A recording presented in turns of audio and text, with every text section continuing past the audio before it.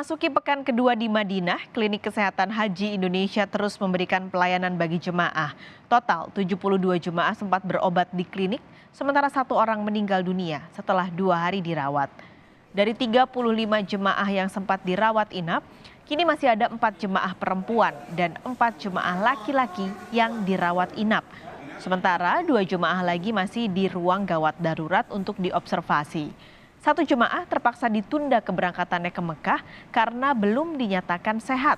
Sebagian besar keluhan yang dialami jemaah adalah kelelahan dan luka bakar pada kaki akibat beraktivitas tanpa alas kaki. Sementara penyakit penyerta para jemaah yang berobat rata-rata diabetes mellitus dan hipertensi. Yang terbanyak kita diabetes mellitus. Jadi diabetes mellitus kambuh, mungkin karena pengobatan tidak teratur atau mungkin suasana di Indonesia sama di sini beda, mungkin lupa. Jadi penyakit komorbid yang tadinya tidak terkontrol akhirnya muncul di sini. Jadi yang pertama kita diabetes, terus hipertensi. Kini kita pantau perkembangan terkini pelaksanaan ibadah haji di Tanah Suci bersama jurnalis Kompas TV Nitya Anissa. Saat ini sudah ada dengan jemaah di Madinah. Nitya, Assalamualaikum. Jadi kapan jadwal keberangkatan jemaah haji yang saat ini sudah ada di Madinah menuju ke Mekah?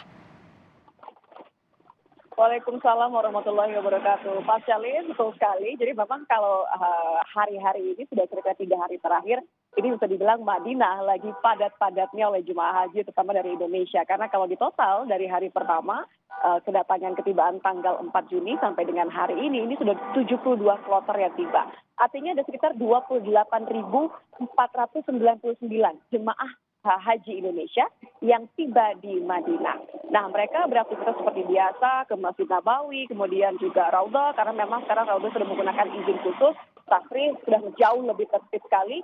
Tapi pertanyaannya ada tadi, berapa yang sudah ke Mekah? Nah, kalau berapa yang sudah ke Mekah, ini sekitar sekitar 15 kloter.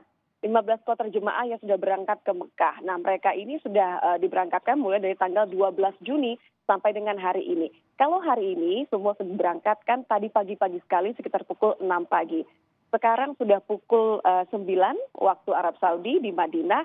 Jadi perhitungannya jemaah ini mengambil mikot Bibir Ali. Kurang lebih 1 jam mereka berada di sana di perbatasan antara Madinah dan Mekah. Kemudian mereka berangkat ke Mekah. Perjalanannya ke Mekah sekitar 5 sampai 6 jam. Setelah tiba di Mekah, mereka akan melakukan umroh wajib terlebih dahulu. Baru setelah itu mereka akan melakukan rangkaian-rangkaian ibadah lainnya sebelum puncak haji tanggal 8 Juli nantinya. Pasti ada informasi lagi mengenai jemaah-jemaah yang akan tiba karena masih ada begitu banyak lagi jemaah haji Indonesia yang akan berada di Madinah terlebih dahulu, kurang lebih 9 hari baru akan diberangkatkan lagi ke Mekah. Untuk itu memang jemaah haji yang berada di Madinah kembali lagi diimbau untuk mengantisipasi sengatan panas karena cuaca di sini suhunya bisa mencapai 45 derajat, bahkan kemarin 46 derajat sore hari, Pak Syalin. Jadi jemaah yang memang beraktivitas ke Nabawi diingatkan untuk selalu menggunakan alas kaki, kaos kaki, dan juga sepatu atau sendal. Kalau di Mekah sendiri suhunya sebenarnya kurang lebih hampir sama, sekitar 40 sampai 45 derajat Celcius di sana.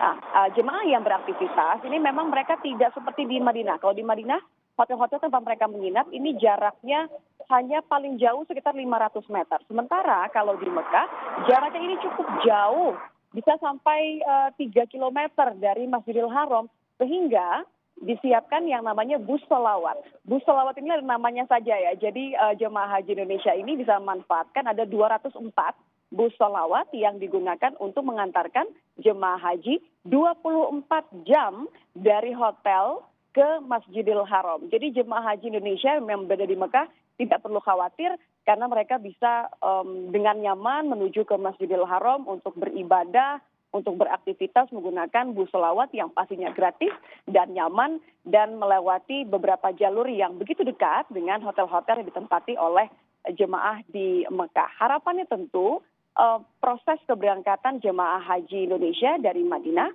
menuju ke Mekah ini berjalan dengan lancar karena ada beberapa hal yang dikhawatirkan. Tadi seperti misalnya ada satu jemaah yang memang ditunda keberangkatannya dari Madinah ke Mekah karena kondisi kesehatannya belum fit. Hal-hal seperti inilah yang kemudian selalu diingatkan kepada jemaah haji Indonesia untuk menjaga kondisi fisik. Mengapa? Karena puncak haji ini bukan di Madinah, melainkan di Mekah. Kalau mereka berada di Madinah selama 9 hari, terlalu memaksakan diri, padahal kesehatannya tidak memungkinkan, akan sangat disayangkan ketika mereka sudah kehabisan energi, sudah kehabisan tenaga, atau bahkan jatuh sakit sebelum mereka berangkat ke Mekah. Harapannya seperti itu. Hari ini semuanya sudah berangkat, ada 7 kloter yang pagi tadi sudah berangkat. Besok akan kembali diberangkatkan lagi, kira-kira 5-7 kloter. Kita akan lihat jadwal atau jamnya, karena memang keberangkatan jemaah haji Indonesia dari Madinah ke Mekah ini disesuaikan dengan berakhirnya waktu sholat 40 waktu atau sholat arba'in yang memang dihitung dari waktu sholat pertama kali ketika jemaah haji tiba di Madinah. Pak Syalif. Baik, terima kasih Nitya Anissa. Selamat kembali bertugas dan beribadah dan tentunya sehat selalu.